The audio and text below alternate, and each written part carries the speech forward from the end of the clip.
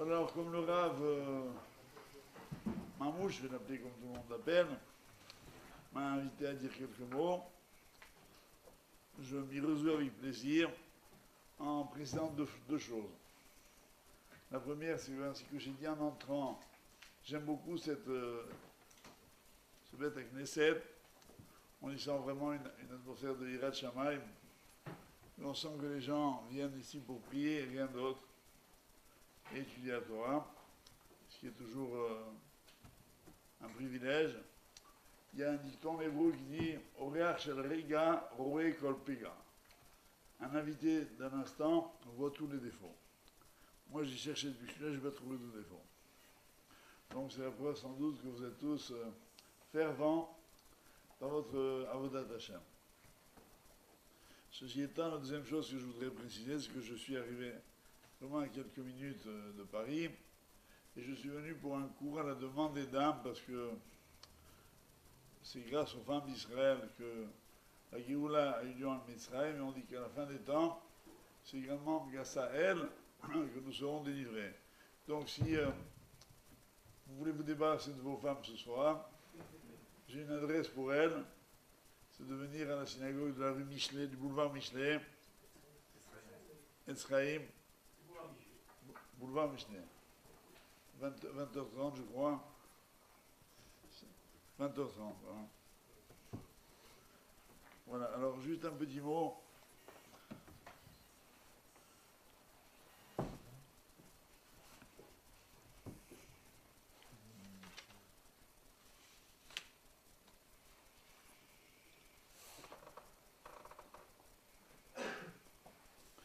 Voilà, la Gemara de Rosh Hashanah, que je vais citer, dans le Daf Yudzaïn, elle énumère les Shloshet Remidot, Hashem, Hashem, Kel Rachum, Veramon, Verapim, Verapresed. Elle dit de chacune comment il faut la comprendre.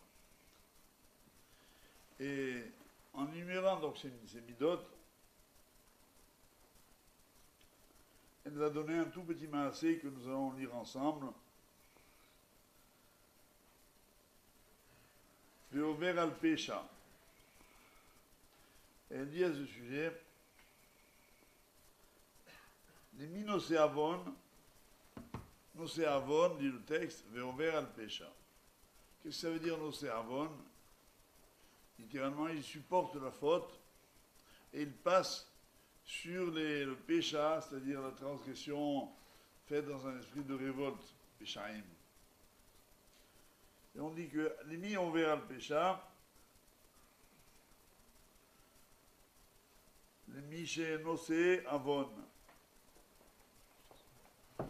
Suivant, merci.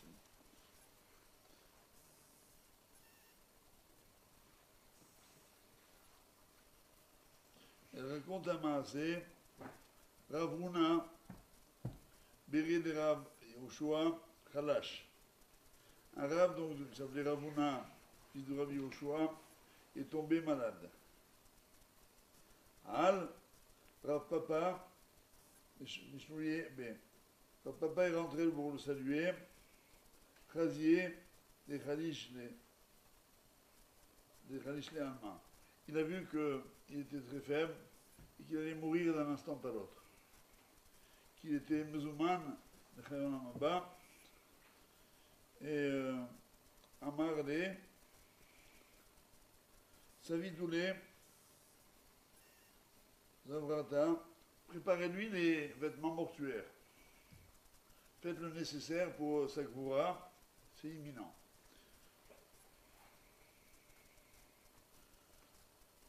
La sauve, il part. Et finalement, le Rav en question, il a guéri. Il n'est pas mort. Nirsav, Rav Papa a été vexé de s'être trompé sur le pronostic. Rav Papa, excusez-moi. Amarle, Maï Chazit. Alors après il a vu qu'il soit sorti du danger, il lui a dit qu'est-ce que tu as vu, toi, le Rav qui allait mourir. Et il a dit comme ça, le malade, il a répondu Achiavda, tu avais raison, j'étais normalement condamné à mourir d'un instant à l'autre. Ve'amarle Akadosh Baruch Hu, et Akadosh Baruch Hu m'a dit, a dit aux malachim qui l'entouraient, Oil velo mukim bemile, velo tekumu bahade. Puisque ce rave-là, qui était très malade, il n'était pas omed, comme ça, il n'était pas dur. Quand on lui disait quelque chose, on le vexait ou autre, il passait, il pardonnait. Il n'était pas ma'amid amidotab, comme on dit en hébreu. Alors, j'ai entendu ça, et dans le ciel on a dit, puisque lui il est comme ça, nous aussi on va être comme ça. Il méritait de mourir, et maintenant il devait mourir. Mais puisque il est ma'avir amidotab,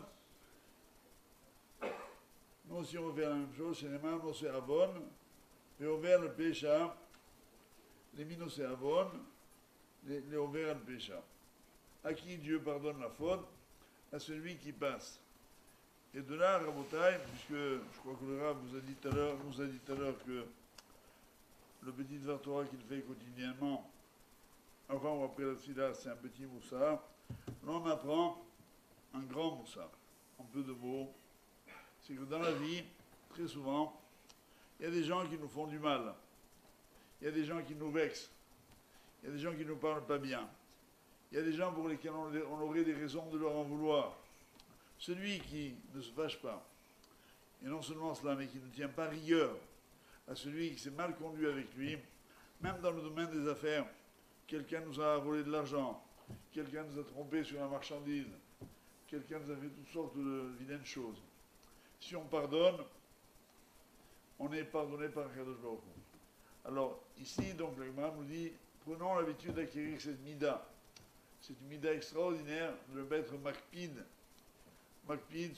d'abord sur son honneur, parce que beaucoup de gens sont trop regardants dans les honneurs, et ils attendent des privilèges, ils attendent du kavod, ils attendent toutes sortes de choses, et quand on ne leur donne pas, ils sont vexés.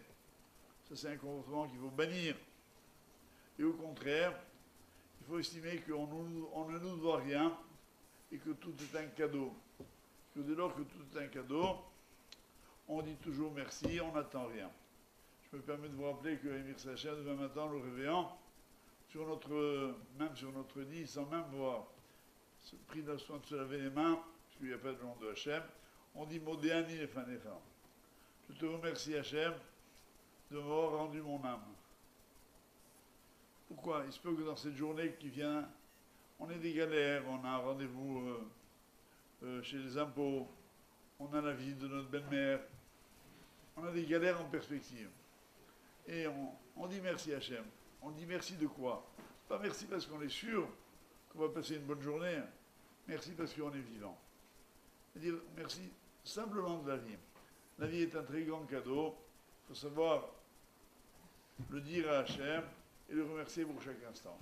Alors moi je le remercie d'avoir conduit mes pas, grâce d'ailleurs à mon fils Eliaou, qui est un de vos fervents admirateurs, Rav, dans ce lieu de Yirat Shamayim, pour pouvoir vous dire ce petit message, et en même temps toute mon amitié et mon admiration. Cool.